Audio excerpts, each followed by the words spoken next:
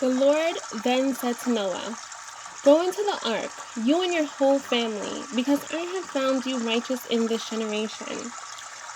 Take with you 7 of every kind of clean animal, a male and its mate, and 2 of every kind of unclean animal, a male and its mate, and also 7 of every kind of bird, male and female, to keep their various kinds alive throughout the earth. 7 days from now, I will send rain on the earth for 40 days and 40 nights, and I will wipe from the face of the earth every living creature I have made." And Noah did all that the Lord commanded him. Noah was 600 years old when the flood waters came on the earth. And Noah and his sons and his wife and his sons' wives entered the ark to escape the waters of the flood. Pairs of clean and unclean animals, of birds, and of all creatures that move along the ground, male and female, came to Noah and entered the ark, as God had commanded Noah.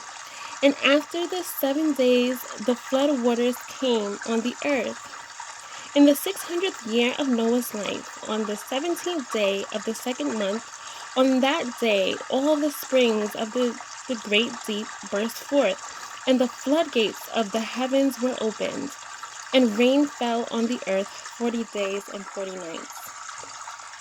On that very day, Noah and his sons, Shem, Ham, and Japheth, together with his wife and the wives of his 3 sons, entered the ark. They had with them every wild animal according to its kind, all livestock according to their kinds, every creature that moves along the ground according to its kind, and every bird according to its kind, everything with wings. Pairs of all creatures that have the breath of life in them came to Noah and entered the ark. The animals going in were male and female of every living thing, as God had commanded Noah. Then the Lord shut him in. For 40 days the flood kept coming on the earth, and as the waters increased, they lifted the ark high above the earth. The waters rose and increased greatly on the earth, and the ark floated on the surface of the water. They rose greatly on the earth, and all the high mountains under the entire heavens were covered. The waters rose and covered the mountains to a depth of more than 20 feet. Every living thing that moved on the earth perished: birds, livestock, wild animals, all the creatures that swarm over the earth, and all mankind. Everything on dry land that had the breath of life in its nostrils died. Every living thing on the face of the earth was wiped out, men and animals and the creatures that move along the ground, and the birds of the air were wiped from the earth. Only Noah was left, and those with him in the ark. The waters flooded the earth for 150 days. But God remembered Noah and all the wild animals and the livestock that were with him in the ark. And he sent a wind over the earth, and the waters receded.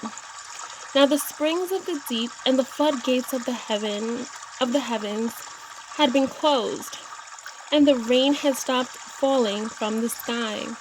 The water receded steadily from the earth. At the end of the 150 days, the water had gone down, and on the 17th day of the 17th month, the ark came to rest on the mountains of Ararat.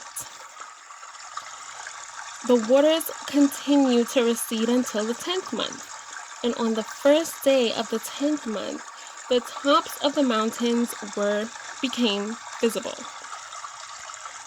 After 40 days, Noah opened the window he had made in the ark and sent out a raven, and it kept flying back and forth until the water had dried up from the earth.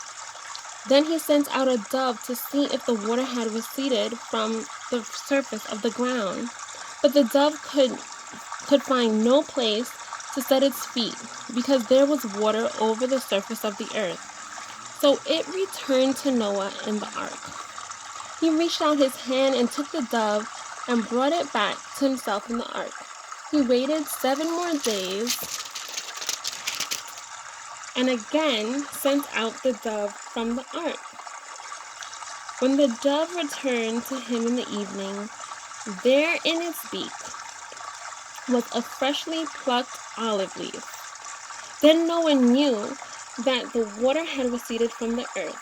He waited 7 more days and sent the dove out again, but this time it did not return to him. By the first day of the first month of Noah's 601st year, the water had dried up from the earth. Noah then removed the covering from the ark and saw that the surface of the ground was dry. By the 27th day of the second month, the earth was completely dry. Then God said to Noah, "Come out of the ark, you and your wife, and your sons and their wives. Bring out every kind of living creature that is with you, the birds, the animals, and all the creatures that move along the ground, so they can multiply on the earth and be fruitful and increase its number upon it." So Noah came out together with his sons and his wife and his sons' wives. All the animals and all the creatures that move along the ground and all the birds, everything that moves on the earth, came out of the ark, one kind after another. Then Noah built an altar to the Lord, and taking some of all the clean animals and clean birds, he sacrificed burnt offerings on it. The Lord smelled the pleasing aroma and said in his heart, "Never again will I curse the ground because of man, even though every inclination of his heart is evil from childhood. And never again will I destroy all living creatures as I have done. As long as the earth endures, seed time and harvest, cold and heat, summer and winter, day and night will never cease." Then God blessed Noah and his sons, saying to them, "Be fruitful and increase in number and fill the earth. The fear and dread of you will fall upon all the beasts of the earth and all the birds of the air, upon every creature that moves along the ground, and upon all the fish of the sea. They were given into your hands. Everything that lives and moves will be food for you. Just as I gave you the green plants, I now give you everything. But you must not eat meat that has its lifeblood still in it. And for your lifeblood, I will surely demand an accounting.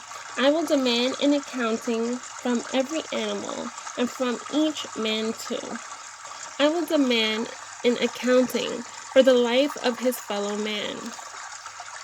Whoever sheds the blood of man, by man shall his blood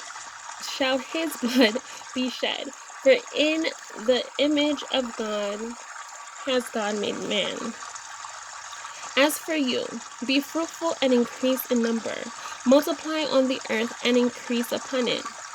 Then God said to Noah and his sons with him, "I now establish my covenant with you and with your descendants after you, and with every living creature that was with you, the birds, the livestock, and all the wild animals, all those that came out of the ark with you, every living creature on earth. I establish my covenant with you. Never again will all life be cut off by the waters of a flood. Never again will there be a flood to destroy the earth." And God said, "This is the sign of the covenant I am making between me and you and every living creature with you, a covenant for all generations to come.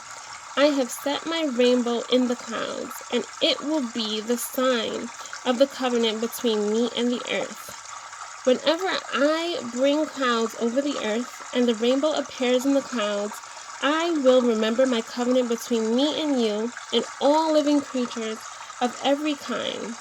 Never again will the waters become a flood to destroy all life. Whenever the rainbow appears in the clouds, I will see it and remember the everlasting covenant between God and all living creatures of every kind on the earth. So God said to Noah, "This is the sign of the covenant I have established between me and all life on earth." The sons of Noah who came out of the ark were Shem, Ham, and Japheth. Ham was the father of Canaan. These were the three sons of Noah, and from them came the people who were scattered over the earth. Noah, a man of the soil, proceeded to plant a vineyard. When he drank some of its wine, he became drunk and lay uncovered inside his tent. Ham, the father of Canaan, saw his father's nakedness and told his two brothers outside. But Shem and Japheth took a garment and laid it across their shoulders. Then they walked in backward and covered their father's nakedness. Their faces were turned the other way, so that they would not see their father's nakedness. When Noah awoke from his wine and found out what his young son had done to him, he said, "Cursed be Canaan, the lowest of slaves will he be to his brothers." He also said, "Blessed be the Lord, the God of Shem. May Canaan be the slave of Shem. May God extend the territory of Japheth. May Japheth live in the tents of Shem, and may Canaan be his slave." After the flood, Noah lived 350 years. Altogether, Noah lived 950 years, and then he died.